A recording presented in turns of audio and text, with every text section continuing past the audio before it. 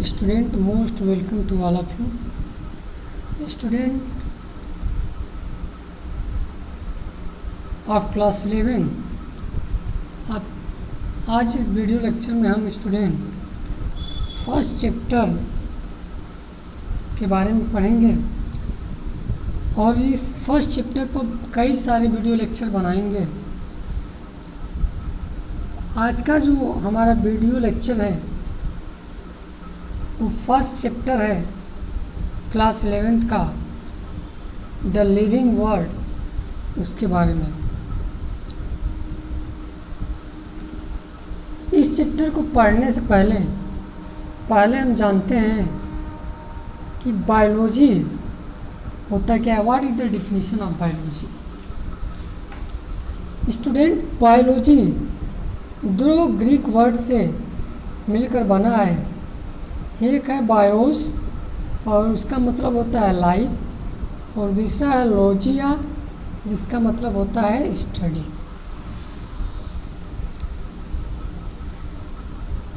Student, biology जो है कि ये लाइफ की स्टडी यानी लिविंग ऑर्गेनिज्म की स्टडी को ही क्या बोलते हैं? बायोलॉजी। यानी कि biology is the study of living organism. It is the branch of science which deals with the study of living organism. अब रही बात लिविंग ऑर्गेनिज्म क्या होता है यानी लाइफ क्या होता है। तो लाइफ एक ऐसी प्रॉपर्टी है डियर स्टूडेंट जो एक लिविंग ऑर्गेनिज्म को नॉन लिविंग ऑर्गेनिज्म से यानी डेड ऑर्गेनिज्म से अलग करती है।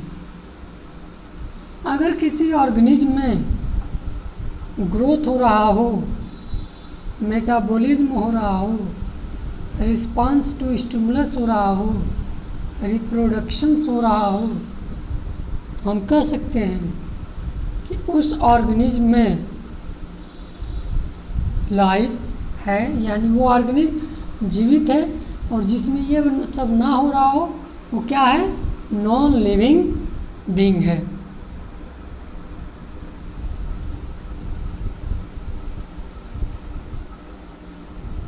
क्या कैरेक्टरिस्टिक्स हैं? अगर कोई किसी ऑर्गेनिज्म को हम कहेंगे कि अगर उसमें लाइफ है तो उसमें ग्रोथ होना चाहिए, उसमें रिप्रोडक्शन होना चाहिए, उसमें मेटाबॉलिज्म होना चाहिए और उसमें रिस्पांस टू स्टिमुलस भी होना चाहिए। तो फर्स्ट जो लाइफ की प्रॉपर्टी है जो है ग्रोथ के बारे में हम जानते हैं। ग्रोथ क्या है? स्टूडेंट, ग्रोथ जो है ये बहुत ही इम्पॉर्टेंट फीचर है लिविंग ऑर्गेनिज्म का। ग्रोथ में किसी लिविंग ऑर्गेनिज्म की मास में या नंबर ऑफ सेल में क्या होती है? इंक्रीज होती है। अगर किसी ऑर्गेनिज्म के नंबर ऑफ सेल बढ़ रहे हों या बॉडी की मास बढ़ रही हो तो ऐसे ऑर्गेनिज्म को हम कहेंगे कि इनमें ग्रोथ हो रहा है। नॉन लिविंग ऑर्गेनिज्म में भी मास का इंक्रीजमेंट होता है, लेकिन उनमें accumulation of material on the surface पे होता है। जैसे माउंटेन वगैरह है, इनकी भी मास बढ़ती है लेकिन उनके सरफेस पे मटेरियल के डिपोजिशन होने से उनकी मास बढ़ती है। इस एक तरफ से हम कह सकते हैं कि इनमें जो मास का इंक्रीमेंट है वो सरफेस पे मटेरियल के एक्युमुलेशन हो रहा है, यानी कि एक्सटर्नल हो रहा है।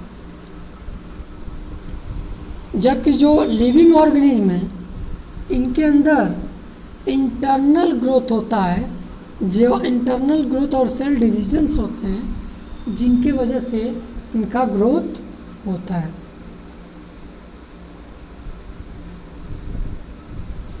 अगर प्लांट में देखें तो प्लांट में तो आजीवन ग्रोथ होता रहता है, पूरी लाइफ टाइम ग्रोथ होती रहती है।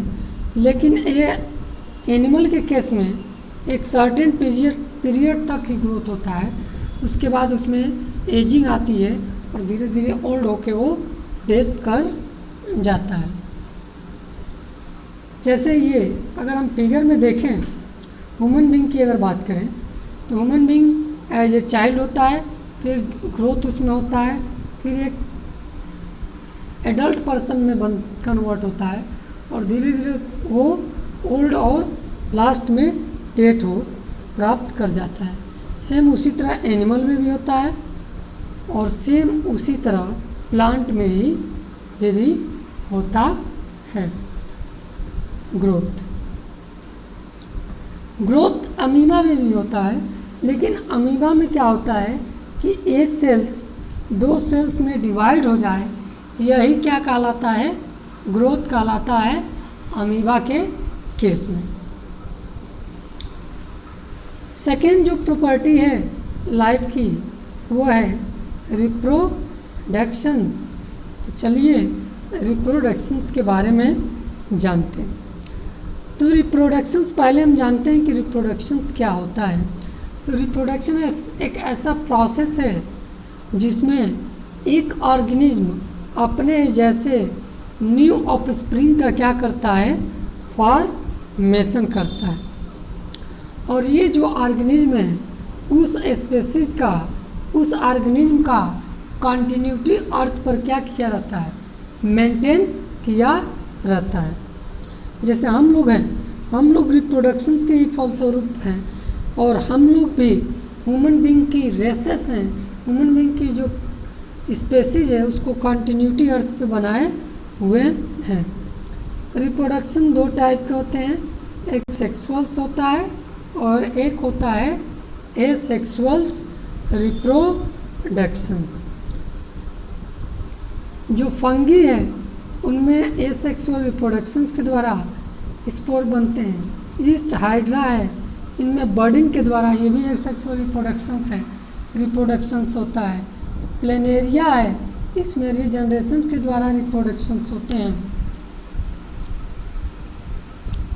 इसके साथ साथ जो है यूनिसेलर बैक्टीरिया है, एल्गी है, इनमें भी रिप्रोडक्शंस एसेक्सुअल ही होता है और एक ऑर्गेनिज्म 2 ऑर्गेनिज्म में सेल डिवीजन के फलस्वरूप डिवाइड होके 2 न्यू ऑर्गेनिज्म का फॉर्मेशन कर देता है। यानी एक तरह से यूनिसेलर ऑर्गेनिज्म में कहें तो उनमें सेल डिवीजन ही एक टाइप का क्या है, रिप्रोडक्शंस है।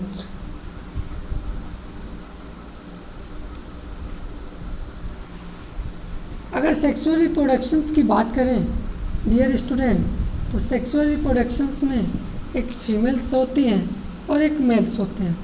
फीमेल्स में ओवम बनता है जिसे एग कहते हैं, जिसमें 23 क्रोमोसोम होते हैं और मेल्स में स्पर्म बनते हैं जिसमें 23 क्रोमोसोम होते हैं। ये दोनों मीट करते हैं, इसी प्रोसेस को फर्टिलाइजेशंस कहते हैं। अब जो जाइगोट बना, जाइगोट में 46 क्रोमोसोम यानी 23 पेयर ऑफ क्रोमोसोम पाए जाते हैं। यही जाइगोट बाद में डेवलप होकर एम्ब्रियो से बेबी का फॉर्मेशन कर लेता है। तो कुछ इस टाइप का सेक्सुअल रिप्रोडक्शंस होता है। एसेक्सुअल रिप्रोडक्शंस में बस एक सेल्स है, वो 2 सेल्स में क्या हो जाती है, डिवाइड हो जाती है। अगला जो फीचर है जो डिस्टिंग्विश करता है लिविंग बीइंग को नॉन लिविंग बीइंग से, वो है मेटाबॉलिज्म। तो जानते हैं मेटाबॉलिज्म क्या होता है। तो सभी लिविंग ऑर्गेनिज्म के बीच कुछ केमिकल रिएक्शंस होते रहते हैं जिसके फलस्वरूप जो है कुछ नए प्रोडक्ट लिविंग ऑर्गेनिज्म में बनते रहते हैं। साथ ही साथ कुछ बायोकेमिकल कंपाउंड का भी फॉर्मेशन होते रहते हैं।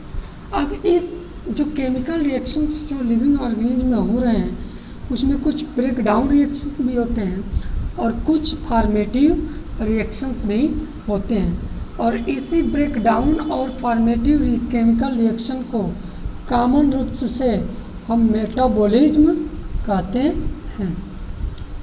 तो मेटाबॉलिज्म डियर स्टूडेंट, दो टाइप्स का होता है।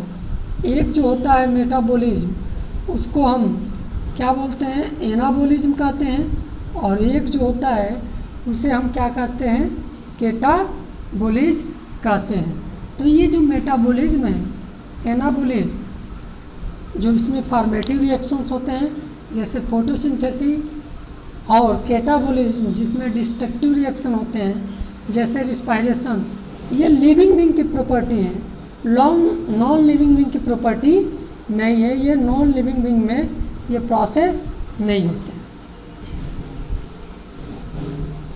जैसे अगर हम एग्जांपल के थ्रू देखें तो हम फूड जब इंटेक करते हैं तो जो भी ये फूड मटेरियल हैं जब हम इंटेक करते हैं तो उसमें पाया किया जाता है।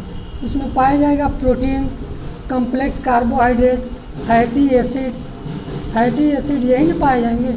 ये जो प्रोडक्ट हैं ये जब टूटते हैं तो टूटने के बाद किस में कन्वर्ट होते हैं, amino acid, glucose, glycerol and fatty acid में टूटते हैं। अब इनसे हमारे बॉडी में टूटना तो क्या हो गया, एनाबॉलिक रिएक्शंस, लेकिन ये जब टूटे तो कुछ अदर प्रोडक्ट में भी कन्वर्ट हुए, जैसे ये प्रोटीन सिंथेसिस में यूज हो गए, ये एनर्जी प्रोडक्शन में यूज हो गए, साथ ही साथ ये लिपिड के स्टोरेज और सिंथेसिस में यूज हो गए। तो ये हो गया एनाबॉलिक रिएक्शन। ये क्या हो गया, एनाबॉलिक रिएक्शंस हो गए।